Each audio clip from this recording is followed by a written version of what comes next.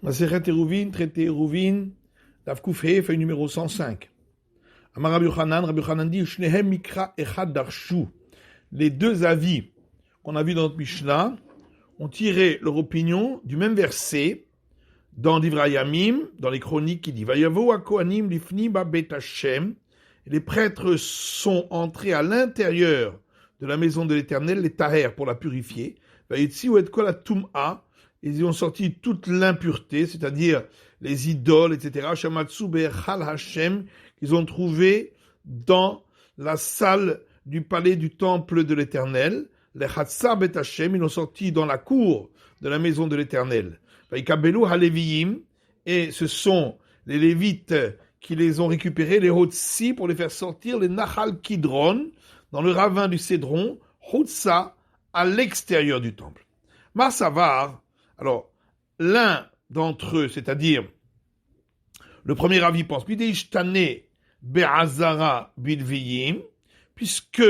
dans le parvis, on a changé les porteurs, et c'était donc les Lévites, Touma Be'azara Leka. Ça montre bien que, puisqu'on n'a pas demandé aux prêtres de continuer à porter l'impureté dans le parvis, c'est que dans le parvis lui-même, il n'y avait pas l'interdiction de s'y trouver des impuretés. Omar Sava, et le deuxième avis pense, qu'en réalité, dans le parvis également, il y a une interdiction qui s'y trouve, une impureté. Cependant, dans les endroits où les Lévites n'avaient pas le droit d'entrer, ce sont donc les prêtres qui ont sorti l'impureté. Mais dans le parvis où les Lévites pouvaient se trouver, tout le métamé kohanim, on n'a pas demandé aux prêtres de continuer à se rendre impurs.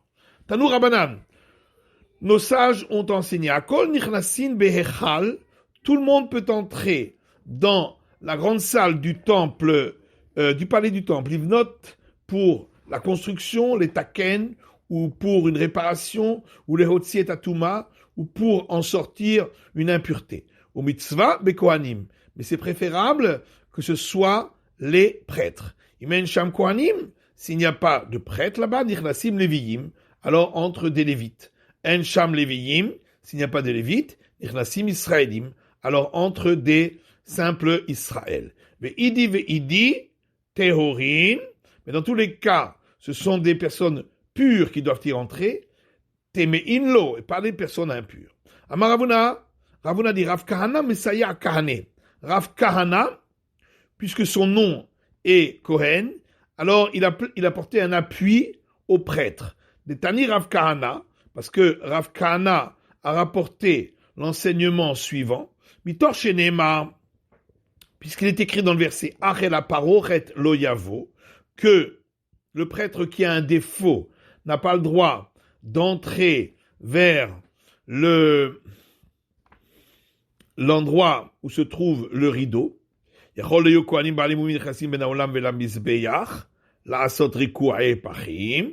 Est-ce que ça voudrait dire que les prêtres qui ont des défauts n'ont pas le droit d'entrer entre le hall et l'autel, ou même à l'intérieur du hall et de la grande salle, si c'est pour poser les plaques d'or sur les murs? C'est pourquoi c'est écrit le mot ach seulement, halak, pour exclure, c'est-à-dire mitzvah bitmimim. Normalement, ce doit être des prêtres sans défaut qui doivent le faire. Ein sham timimim, mais s'il n'y a pas là-bas de prêtres sans défaut, nichnasin ba'ale mumin. Alors, même des prêtres avec défaut peuvent y entrer pour cela. Mitzvah bitehorim. Normalement, ce doit être des gens purs. Ein sham tehorim, si ce ne sont pas des gens purs, nichnasin temein. Alors, entre des prêtres impurs, et c'est préférable plutôt que des personnes qui ne sont pas des prêtres et qui sont purs, donc à l'inverse de ce qu'on avait dit plus haut. Idividi kohanim in Israëlim lo, mais toujours des prêtres et donc pas des gens qui ne sont pas des prêtres. Bayalo, on s'est posé la question. Tamé ou ba'almum, ezumehen nichnas. S'il y a d'un côté un prêtre impur et de l'autre un prêtre qui a un défaut, lequel est-il préférable qu'il entre pour arranger à l'intérieur? Rafri Abarashi Amarav, Rafri Abarashi a dit au nom de Rav, Tamé Nichlas. C'est celui qui est impur. Daïchtare Barbodat Tzibour, puisqu'on a trouvé qu'un prêtre impur peut faire le service d'un sacrifice public lorsque la majorité de la communauté ou des prêtres sont impurs. Rabbi Elazar Omer, et Rabbi Elazar lui dit, Ba'almum nichlas. On préfère que ce soit personne avec des faux, puisque lui a le droit de manger des sacrifices et pas celui qui est impur. Rabbi Shimon Omer, la Mishnah termine avec les paroles de Rabbi Shimon, etc. Rabbi Shimon et Chakae. Alors, Rabbi Shimon, sur quel enseignement a-t-il parlé en disant que lorsqu'on t'a permis, c'est uniquement de ce qui est à toi? Hatam Kai, sur un enseignement qu'on trouve là-bas, plus loin, dans un autre endroit du traité Eruvin, dit Nan, on trouve une Mishnah qui dit Mishir Shirchutz Letrum, celui qui est sorti à l'extérieur des limites du Troum où on a le droit de se déplacer pendant Shabbat, avant la fin du Shabbat.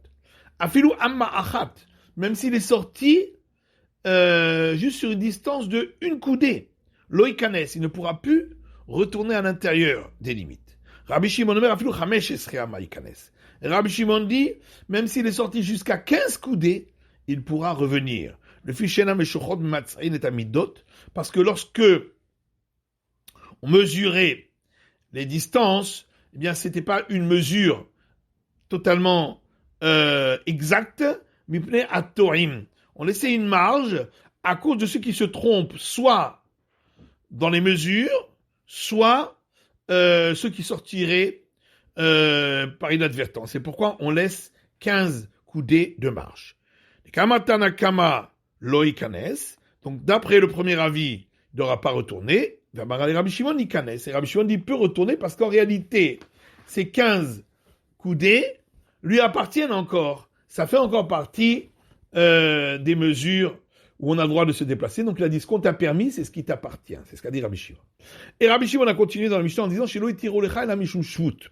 Et tout ce qu'on a permis dans les dernières Mishnah concernant le temple, c'est uniquement les interdits rabbiniques du Shabbat. Atam Echakae, sur quel enseignement il parle. Atam Kae, sur l'enseignement qu'on a vu ailleurs, des Kamar Tanakama, où le premier avis a dit Koshra, que si une corde d'un instrument à cordes des Lévites dans le temple s'est cassée, on a le droit de faire un nœud le Shabbat.